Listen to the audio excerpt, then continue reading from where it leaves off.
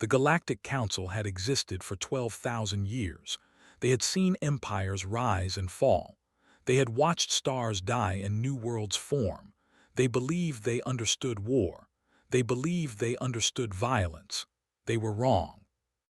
Ambassador stood before the great council chamber on the station orbiting the dead world of Nexus Prime. His tentacles trembled as he prepared to speak. Around him sat representatives from over 300 species. Some breathed methane, others existed as pure energy. A few were silicon-based life forms that communicated through vibrations. But today, they all shared one thing in common. They were all afraid. The humans had arrived in the galaxy just 50 years ago. Their little blue planet sat in an unremarkable corner of a spiral arm that most species had ignored for. When the scout ships first detected their radio signals, the Council had been curious. A new species was always interesting. First contact protocols were established. Diplomatic teams were assembled. The initial meetings had gone well. Humans were strange creatures. They were soft, fragile beings made mostly of water. They lived for barely a century. They could not see beyond a narrow band of light.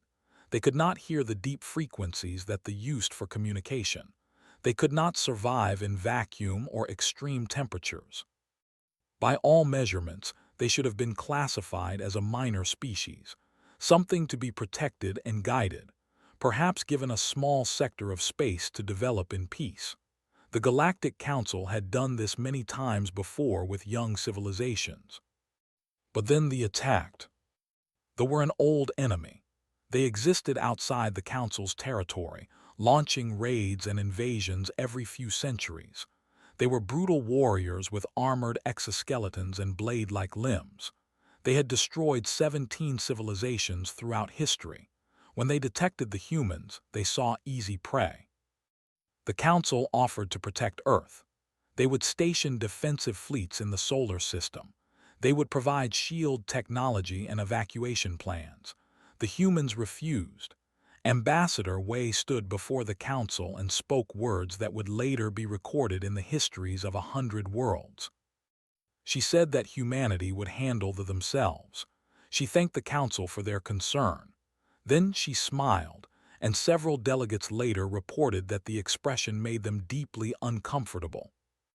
They sent a war fleet of 5,000 vessels to Earth. This was considered overwhelming force. Most species would have surrendered immediately. The Council prepared refugee camps for the survivors they expected to rescue. What happened next changed everything. The humans did not hide. They did not flee. They did not surrender. Instead, they did something that no species in galactic history had ever done. They enjoyed it. Council observers watched in horror as human commanders gathered in war rooms with expressions of eager anticipation. They studied the enemy with a focus that bordered on obsession. They analyzed weaknesses. They developed strategies. They prepared weapons that the Council had never seen before. The first battle took place near Jupiter's moons. They expected a quick victory. Instead, they found human ships waiting in ambush. The humans had hidden their vessels in the radiation belts, willing to absorb dangerous levels of exposure just for a tactical advantage. When the fleet passed, the humans attacked from behind. But it was not the ambush itself that shocked the observers. It was how the humans fought. They did not simply try to disable enemy vessels. They did not aim for quick, clean victories. They systematically destroyed them with methods that seemed designed to maximize suffering. They targeted life support systems first, letting crews suffocate slowly. They used weapons that burned through armor and cooked the beings inside. They sent messages on open channels, taunting the dying enemy. One human captain broadcast audio recordings of the screaming as they burned. He played it on repeat for his crew. They cheered. The Council observer on that vessel, a gentle named, requested immediate extraction. In his report, he wrote that he had witnessed something he could not explain. The humans were not fighting for survival. They were fighting for pleasure. The war lasted 3 months. They who had conquered 17 civilizations were completely destroyed. Not defeated, not driven back, destroyed. The humans hunted them to their home systems. They found their breeding worlds and burned them. They located every colony, every outpost, every hidden base. When they attempted to surrender, the humans refused to accept. They continued fighting until not a single remained alive in the galaxy. An entire species, erased in 90 days. Ambassador had watched the final battle. He had seen human soldiers board the last station. The alien warriors had thrown down their weapons. They had begged for mercy in a language they had just learned. The humans had killed them anyway. But that was not the worst part. The worst part was what the humans did after the war ended. They celebrated. Had observed human cities through orbital sensors. He had watched millions of them gather in the streets, cheering and dancing. They created art depicting their victories. They wrote songs about the battles. Their children played games where they pretended to kill. They built monuments to their warriors and called them heroes.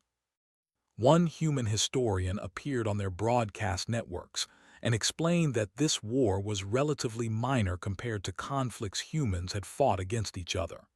He showed images from their history, had to stop watching after seeing something called the Battle of Stalingrad. The council demanded an emergency session. For the first time in 3,000 years, every member species attended in person. The chamber was filled with beings from across the galaxy, all desperate to understand what they had witnessed. Ambassador Wei represented humanity. She sat calmly before the assembly, seemingly unaware of the fear she inspired. When asked to explain human behavior during the war, she looked confused. She said that humans had simply defended themselves. She pointed out that the had attacked first. She noted that humanity had given them opportunities to retreat. When they refused, humanity did what was necessary. One delegate asked why humans had not accepted the surrender. Wei was quiet for a long moment. Then she explained that humans had a concept called justice. When someone harmed you, you had the right to harm them back. They had come to destroy humanity. Humanity destroyed them instead. This was considered fair. Another delegate asked about the celebrations. Why did humans rejoice in killing? Wei smiled again, that uncomfortable smile. She said that humans had spent their entire existence fighting. They had fought animals, nature, disease, and each other. War was part of their identity. Winning a war meant surviving. Survival was always worth celebrating. The council called for a recess. Delegates gathered in private chambers to discuss what they had heard. Found himself standing beside an ancient being known as the Eldest. This creature had lived for 60,000 years. It had seen more than any other being in the galaxy. It was considered the of all council members. Asked the Eldest what it thought of humanity. The Eldest was silent for a very long time. When it finally spoke, its words would later be carved into the walls of the council chamber as a permanent warning. It said that most species evolved to survive their environment. They developed tools and intelligence to overcome natural challenges. When they encountered other intelligent life, they approached it with caution because conflict was costly. War was always a last resort, a terrible necessity that civilized beings avoided whenever possible. But humans were different. Humans had not evolved to survive their environment. They had evolved to conquer it. They had not developed intelligence to avoid conflict. They had developed intelligence to win conflicts more effectively. The Eldest explained that on Earth, the dominant species was not always the strongest or the fastest. The dominant species was the one that could organize, plan, and wage war most effectively. Humans had become the masters of their world not by avoiding violence, but by perfecting it. Every other species in the galaxy saw war as a failure. Humans saw it as an opportunity. The Eldest said something that chilled to his core. It said that humanity was not a species that had learned to fight. Humanity was a species that had been forged by fighting, Violence was not something they did, it was something they were. When the council reconvened, the debate lasted for 7 days. Some argued that humanity could be contained. Others suggested that they should be destroyed before they became too powerful. A few advocated for friendship and alliance. In the end, the council chose a different path. They voted to ban Earth from all galactic affairs. Humanity would be quarantined in their solar system. No contact would be permitted. No trade would be established. The coordinates of Earth would be erased from all navigation databases. Any species that attempted to contact humanity would face severe punishment. Ambassador Wei received the news calmly. She asked if the council truly believed they could contain humanity forever. No one answered.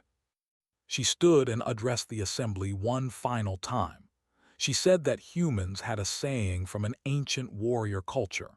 She said it in a language called Japanese, then translated it for the council. The sleeping dragon should not be awakened. She explained that humanity had been asleep when they joined the galaxy. They had been peaceful, curious, eager to learn. That had awakened them. They had reminded humanity of what they truly were. Wei thanked the council for the quarantine. She said it was wise. She said that humanity would spend this time growing stronger. They would develop new technologies. They would build larger fleets. They would prepare for the day when the quarantine ended. Because it would end. Eventually something would happen. Some young species would ignore the warnings. Some crisis would require human help. And when that day came, humanity would be ready. She left the chamber without another word. The council sat in silence for a very long time. Wrote his final report on the human situation 3 days later. He concluded that the quarantine was necessary but insufficient. He predicted that humanity would eventually break free. He estimated that within 500 years, they would be the dominant power in the galaxy. His report was classified at the highest level. Only council leaders were permitted to read it. But knew the truth could not be hidden forever. One day, everyone would learn what humans were capable of. One day, the galaxy would remember why Earth was banned. On that day, hoped he would be long dead. The council chamber fell silent as the session ended. Representatives returned to their carrying warnings and fears. They strengthened their defenses. They trained their warriors. They prepared for a future they desperately hoped would never arrive. And in their quiet solar system, surrounded by the wreckage of the fleet, humanity waited. They built ships. They developed weapons. They told stories to their children about the war they had won. The universe had shown them that they were not alone. They intended to show the universe that it should have left them that way.